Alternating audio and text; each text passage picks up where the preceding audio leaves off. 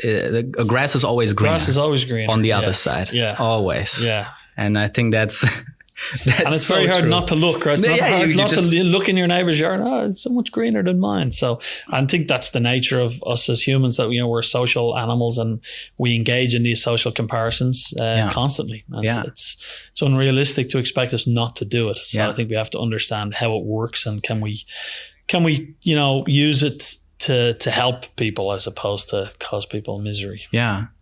And talking about fairness, I've seen this I think by now it's a super famous experiment where two monkeys are in the cage and they have to do a certain task, and one monkey gets a grape and the other monkey gets a cucumber.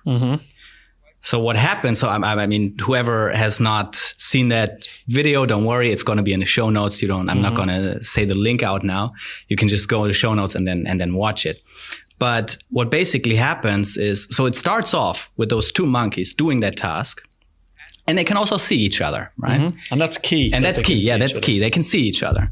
And the first monkey does the task, gets a cucumber, eats the cucumber, all fine.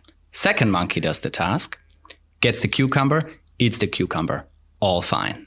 Second round, the first monkey starts to get a grape, and the second monkey starts to get a cucumber. Now, the second monkey is very upset about getting a cucumber because the other one just got for the same thing, a grape.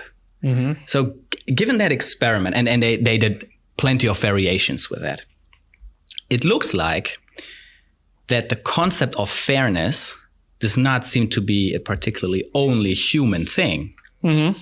Where do you think this type of finding will lead for us reflecting upon ourselves? Yeah, well, so it's a wonderfully entertaining video to watch. I still watch it. Yeah, and it's basically a monkey version of the task I started out talking about. It's basically a monkey version of the ultimatum game, where people are kind of unequally treated.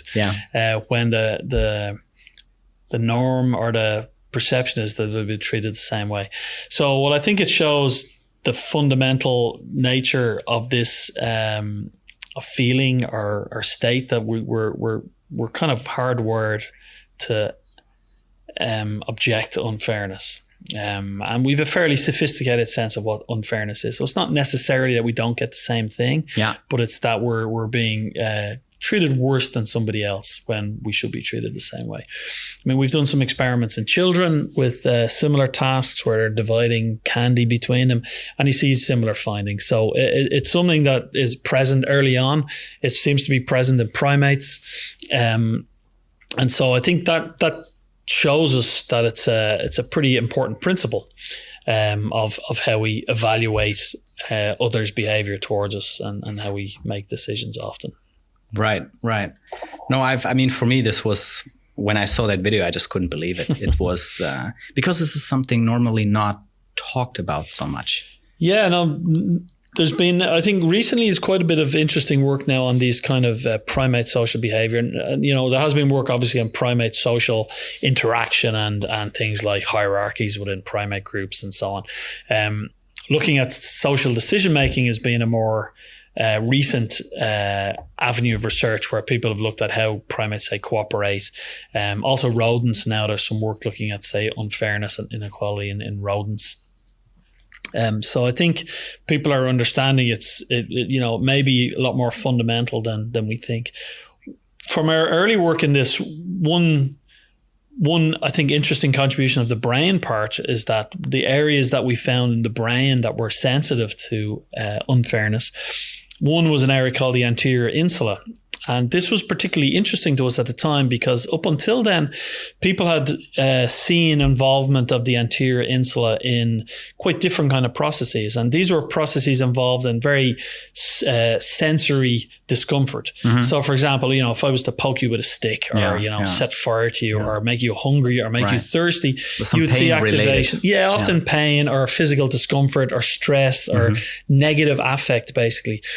Now, in our ultimatum game studies, we weren't physically hurting anybody, but people felt kind of, morally injured maybe.